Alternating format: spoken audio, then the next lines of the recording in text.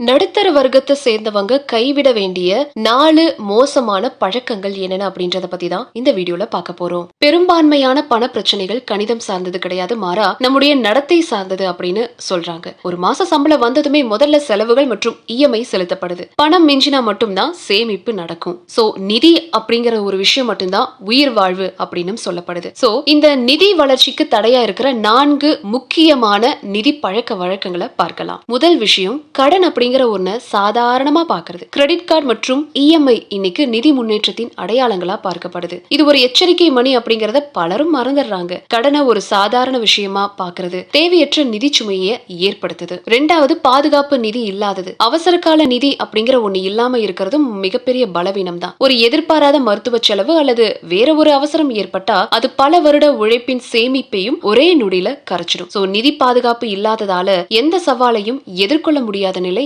ஏற்படுது. அங்கீகாரத்துக்காக வாங்குறது, வீடு, கார், விலை உயர்ந்த எலக்ட்ரானிக் சாதனங்கள், இது எல்லாமே அவங்க ஈற்ற வேகத்தை விட வேகமா கடன் மூலமா வாங்குறது ஒரு பொதுவான பழக்கமாவும் இருக்கு. இது சொசைட்டில அவங்களுடைய மதிப்பை காட்ட மேற்கொள்ளப்படக்கூடிய செலவினமே தவிர நிதி ரீதியா அவசியமானதே கிடையாது. அடுத்து, ஒழுங்கற்ற முதலீடு. திட்டமிட்ட அணுகுமுறை இல்லாம அப்பப்போ ட்ரெண்ட் பார்த்து முதலீடு செய்யறது அல்லது மத்தவங்க சொல்றாங்க அப்படிங்கிறதுக்காக முதலீடு செய்யறது அதோடைய பலனான கூட்டு வளர்ச்சியை கண்டிப்பா பாதிக்கும். இதனால நீண்ட கால இலக்குகளை அடைய முடியாம போகும். அது மட்டும் இல்லாம அந்த மார்க்கெட் இறங்கும் போது பீதி அடைஞ்சும் போயிடுவாங்க. சோ நடுத்தர வர்க்கம் அவங்க சம்பளத்துக்கு கொடுக்கிற அதே மரியாதைய நிதி அமைப்புகளுக்கும் கொடுக்க கற்றுக் கொடுக்கிற நாள் தான் உண்மையான நிதி சுதந்திரம் தொடங்குற நாள். சோ பணத்தை சேமிக்கிறதுக்கும் முதலீடு செய்யறதுக்கும் ஒரு திட்டவட்டமான கட்டமைப்பை உருவாக்குவதுதான் நிதி வளர்ச்சிக்கான திறவுகோல்.